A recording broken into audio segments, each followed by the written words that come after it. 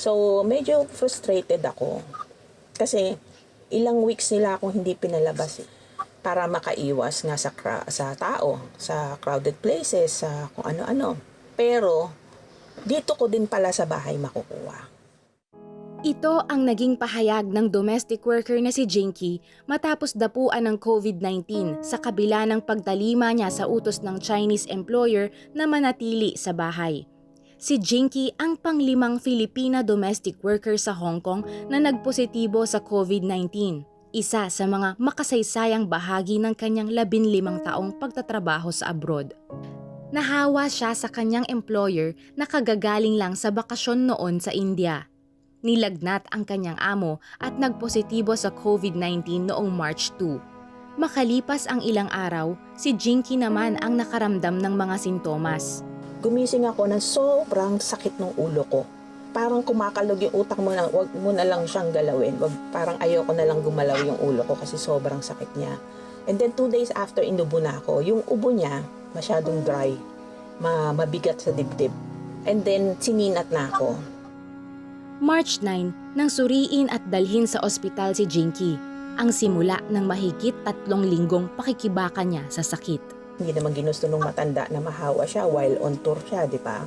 Nag-iba ka ng mindsetting mo, no? Hindi mo na kailangan pang stressin yung sarili mo kasi nandito na eh. So, kailangan mo na lang siyang harapin. And how? Tiniis niya ang mga di komportableng bahagi ng gamutan tulad ng nasal swabbing. Bagamat minsan ding nakaramdam ng pangamba si Jinky, hindi niya hinayaang magapi siya ng takot. I try to calm myself, think positively. Napakasimple ng dasal ko araw-araw. Nagpapasalamat ako sa blessings, sa trials and everything. Huwag mong pangunahan ng takot ang lahat. Kung meron kang faith kay God, panghawakan mo yon. Kahit gaano pa kaliit yun, pues palakihin mo siya. Kasi yun lang yung makakatulong sa'yo sa oras na to. Napanatili ni Jinky ang komunikasyon sa asawa at 2 anak na nasa Cavite at patuloy na ipinagdasal ang kanyang kagalingan.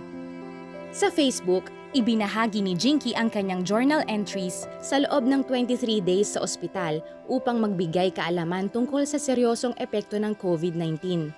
While in isolation, until now, actually I still really receive a lot of messages. So somehow, yung awareness, tinuloy-tuloy ko. So somehow, maraming natutuwa. So is this my purpose na makatulong ako? No?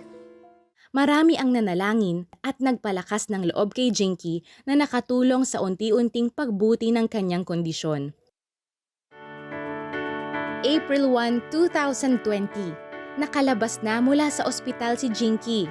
I guess Hong Kong have the highest patient care standard meron. Kasi hindi nila ako pinalabas hanggat hindi ako nakakapagbigay ng 3 negative test na sunod-sunod na araw.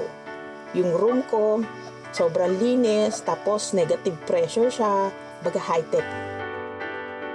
Pinalawak niya ang kanyang advocacy laban sa virus at nagpasimula ng fundraising drive alang-alang sa mahihirap niyang kababayan sa Pilipinas.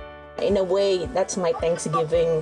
Kasi for God extending my life, kulang yung pasasalamat, diba? Kulang ang taos-puso kong pasasalamat na dinugtungan niya yung buhay ko. Itinuring pa rin ni Jinky na biyaya ang kanyang pinagdaanan para matutunang pahalagahan ang mga bagay na pangmatagalan, ang relasyon sa kapwa at relasyon sa Diyos. Kailangan pala kung ano yung pwede mo nang gawin ngayon or love na pwede mo nang ibigay sa pamilya mo, sa friends mo, or kung kanino, ipakita mo na ngayon, wag mo na i-delay.